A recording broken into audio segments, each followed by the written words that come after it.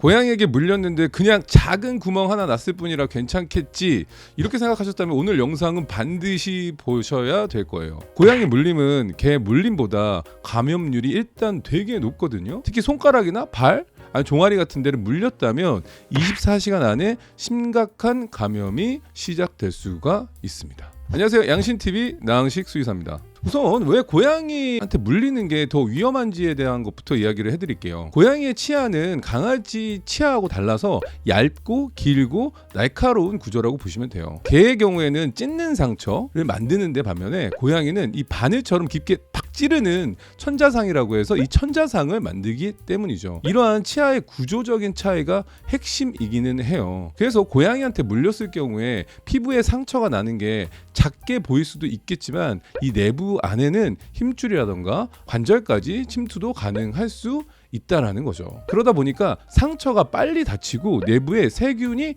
갇히는 구조가 될 수도 있어요. 그러니까 현기성 환경이 형성되고 세균이 증식될 수 있는 가능성이 높아지는 거죠. 특히나 연구에 따르면 고양이 교상은 감염률 자체가 30에서 50%에 달해요.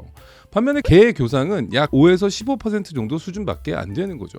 두 번째로 얘기 드릴게, 그럼 어떤 균들이 잘 감염이 될까인데요. 가장 흔한 균은 파스첼라 멀토시다라는 균이에요. 이 균의 특징이 뭐냐면은 일단 24시간 내에 통증이 어마어마한 급성 통증을 유발하는 거고요. 그리고 빠르게 붓는다는 거, 그 다음에 압통도 심하게 유발시킬 수도 있어요. 이 세균 말고도 뭐 스타필로코커스라든가 스트랩토코커스라든가 이런 현기성 세균들이 감염이 잘 되는 걸로 알려져 있습니다. 근데 그 외에도 저희가 예전에 찍었던 영상이 있긴 한데 이 고양이 할킨병이라는 또 이 질환을 일으키는 균도 있어요. 이거는 이제 바르토넬라 헨셀라에라고 하는 이 고양이 할킨병을 일으키는 다른 균도 있다라는 것도 기억을 꼭 하셔야 됩니다. 특히나 뭐 손이라던가 이 종아리도 많이 물리시거든요. 이런 데는 해부학적으로 잘 부을 수도 있고, 손목 같은 경우에는 뭐 힘줄이라던가 관절이 밀집되어 있기 때문에 이 화농성 건초염으로 진행 가능성도 높다라고 보시면 돼요.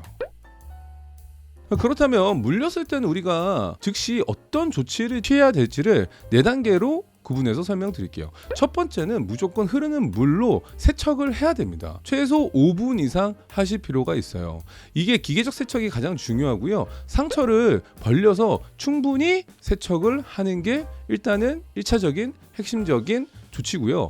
두 번째는 출혈이 좀 생길 수 있잖아요. 이런 부분들은 약간은 허용될 수 있어요. 왜냐하면 경미한 출혈은 세균 배출에 도움이 될 수도 있으니까요. 근데 뭐 이걸 또 과도하게 막 짠다던가 이러실 필요까지는 없습니다. 그 다음 이제 세 번째로 중요한 게 소독을 하는 건데, 소독은 대부분 집에는 이제 포비돈 요오드나 뭐 클로렉시딘 같은 것들 있으신 분들은 이걸로 소독을 해주시는 것도 중요해요. 그 다음에 여기를 뭐 압박하거나 꽉 밀폐하는 거는 조금 권장되진 않는데, 간단하게 출혈이 멈춘다 싶으면은 그냥 밴드 정도로 가볍게 붙여놓는 거를 추천드려요. 왜냐면은 통기 유지가 고양이한테 물렸을 때는 또 중요할 수도 있기 때문이거든요. 그러면 그 다음에 이제 병원을 가야겠죠. 언제 병원을 가야 되냐면은 만약에 다음 중 하나라도 해당되면 병원을 무조건 가보시는 걸 추천드려요. 이 고양이한테 물리거나 그렇게 되면은 이 손가락 아니면 뭐 종아리라던가 관절 부위가 6시간 이내에 엄청나게 부을 수 있거든요. 통증이 가라앉지 않는다. 이런 경우에는 병원에 무조건 가셔야겠죠. 그리고 이 삼출물이라고 하는데 이 상처 부위에서 고름이 나온다. 이거 되게 심각한 거거든요. 그 다음에 열감이 당연히 느껴질 수도 있어요. 왜냐면은 발열을 유발하기도 합니다. 특히나 당뇨병이 있으시거나 면역력이 떨어져 있으신 분들은 그냥 무조건 지체 없이 병원에 가셔야 되고요. 그 다음에 혹시나 길에서 지내는 고양이라던가 백신 접종이 확인이 안 된 개체다, 고양이다라고 하면은 무조건 또 가셔야 됩니다. 뭐 손가락이 됐든 뭐 발목이 됐든 종아리가 됐든 기본적으로 예방적인 항생제 처방은 일반적이다라고 보시면 좋아요. 그러니까 병원에서 보통 가게 되면은 이제 담당하시는 의사님께서 판단해서 알맞은 예방적인 항생제를 처방해 주실 거고요. 이제 간혹 뭐 아까 말한 고양이 할킨병이라는 게 또 의심되는데 거기에 맞는 항생제 처방이 필요할 수도 있어요. 그 다음에 여러분들 고양이 광견병 접종하라고 하면 무슨 광견병은 강아지가 걸리는 거 아니야 라고 생각해서 안 맞추시는 분들도 있지만, 실제로 당연히 국내에서는 발병률이 낮고 하지만은 한국은 광견병 발생 국가이기 때문에 광견병에 대한 노출 평가도 해야 될 수도 있어요. 길에서 지내는 아이라던가 이 아이들이 무조건 광견병에 걸리는 건 아니지만 상황에 따라 판단해야 될 수도 있는 거죠. 그러면 절대 하면 안 되는 행동, 고양이한테 물렸을 때 이 행동 하면 안 돼요 라는 것들이 뭐가 있냐면 바로 뭐 정말 지금도 이런 것들이 있는지 모르겠지만 상처 부위를 뭐 어쩔 수가 없다? 영화 봤어요? 우리가 보통 영화나 드라마 보면은 뱀에 물리거나 하면 막 상처 부위를 쭉쭉쭉쭉 빨잖아요.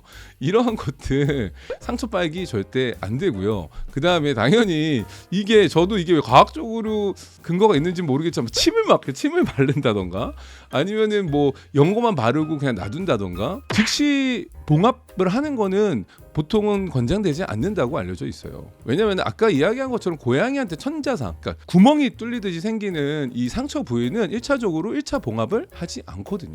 근데 내가 고양이한테 물렸는데 이거 병원에 가야 될지 말아야 될지, 그다음 이제 감염이 더 심해질 때 나타나는 신호들이 있거든요. 아까도 얘기했지만 이 종창 많이 붓는다던가, 특히나 저희도 병원에서 동물보건사나 직원분들이 일을 하다 보면 물리는 경우 많거든요. 근데 붉은 선이 팔에 따라 올라가는 경우도 있어요. 림프관염이라고도 하는데 이게 이렇게 같이 아프거든요. 이런 경우에는 감염이 되게 심각하게 나타나는 거라고 보시면 돼요. 게다가 뭐 손가락을 굽히거나 아니면은 다리를 디디거나 할 때 극심한 통증이 있다던가 아니면 부종 때문에 관절 운동이 제한된다던가 이런 경우에는 단순하게 피부 감염이 아니라 수술적 배농이라고 해서 긁어내야 되는 상황이 필요한 단계일 수도 있어요. 그래서 오늘은 고양이한테 물렸을 때 어떻게 해야 되는지 여러 가지 것들을 이야기해드렸는데 작은 상처니까 괜찮겠지라는 게 가장 위험한 판단이라고 보시면 돼요. 다시 한번 정리하자면 고양이한테 물렸을 때는 즉시 세척하기, 소독하기, 완전히 꽁꽁 싸매지 않기, 특히나 손이나 종아리나 발목이나 꼭 다쳤을 때는 병원 방문을 고려하셔야 된다는 걸 기억하시면 좋을 것 같고요. 위 4가지만 기억하셔도 대부분의 합병증이나 아니면 장기간 치료가 필요한 상황들은 예방할 수 있으니까요. 이 점 꼭 기억해 주시면 좋을 것 같아요.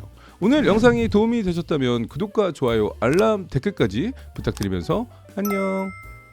양신TV 후원 구독자분들께는 일반 공개 영상 외에 조금 더 편하게 볼 수 있는 콘텐츠들이 제공됩니다. 라이브 방송의 풀영상, 다시 보기, 영상에선 담지 못한 저의 브이로그 콘텐츠, 그리고 후원 구독자분들만 참여하실 수 있는 전용 라이브 스몰 토크가 준비되어 있습니다. 후원은 어디까지나 선택이고요. 양신TV 콘텐츠 제작에 도움을 주시기를 원하신다면 영상 아래 후원 버튼을 통해 함께 해주시면 됩니다.